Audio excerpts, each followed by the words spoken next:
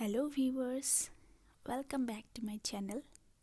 আজি আমি ঘৰতেই কেৰাহীত পিজ্জা বনাব শিকিম। ভিডিঅ'টো শেষলৈ চাই থাকিব। নতুন যদি সাবস্ক্ৰাইব কৰিব, like, share and comment. Thank you. তো বস্তুৰ কাৰণে আমি আটা অকণমান, ময়দা, লগতে দৈ, ৰিফাইন তেল আৰু সয়া চচ বা যিকোনো টমেটো চচ হ'লে হ'ব, গাজৰ, বিলাহী, কেপচিকাম, জ্বলা, পিঁয়াজ আৰু বাটাৰখিনি আমি কাটি ল'ম সুবিধা অনুযায়ী।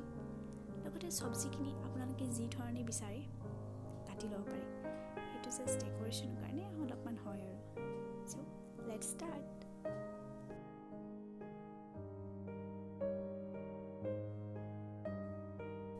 বাটাৰখিনি আমি কাটি ল'লোঁ। পিঁয়াজ, কেপচিকাম, গাজৰ, বিলাহী, জ্বলা গোটেইখিনি কাটি এটা শ্বেপত কাটি লৈছোঁ। আটাটো আমি যেনেকৈ মাৰোঁ তেনেকৈ মাৰিব দৈৰ লগত। লগতে কেৰাহীত অকণমান নিমখ দি সেইখিনি ভাজি ল'ব। আমাক নিমখটোৱে পিজ্জাটো বনোৱাত বহুতখিনি সহায় কৰিব। প্লেট এখন ল'ব, যিকোনো চাইজৰ প্লেট আপোনালোকৰ সুবিধা অনুযায়ী বা পিজ্জাটো কিমান ডাঙৰ হ'ব সেই হিচাপত। তাত ৰিফাইন তেল ঘঁহি ল'ব আৰু ৰুটিৰ যিটো আমি ডো বনাইছিলোঁ সেইটো তাত সমপৰ্যায় হিচাপত হাতেৰে বা যিকোনো বস্তুৰে ঠিক কৰি ল'ব। এইটো মই বিলাহীৰ এটা চচ ঘৰতে বনোৱা ইউজ কৰিছোঁ। যদি ইয়াৰে ৰেচিপি লাগে তেতিয়াহ'লে মই নেক্সট ভিডিঅ'ত আপলোড কৰিম। বহুত টেষ্টি হয় আৰু বহুত ইজি হয় বস্তুটো, আৰু দেখাটো ধুনীয়া কৰে।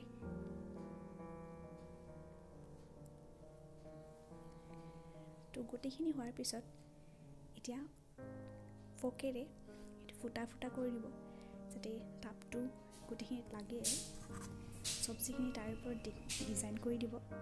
দেখাত ধুনীয়া হ'লে খাবলৈও মন যাব।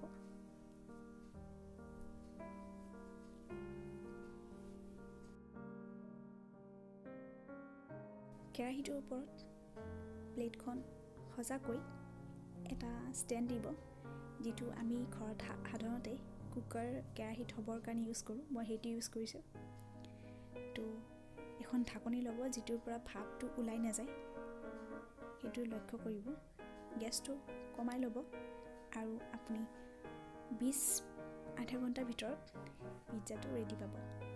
ৰেচিপিটো কেনে লাগিল জনাব আৰু ভাল লাগিলে শ্বেয়াৰ কৰিব।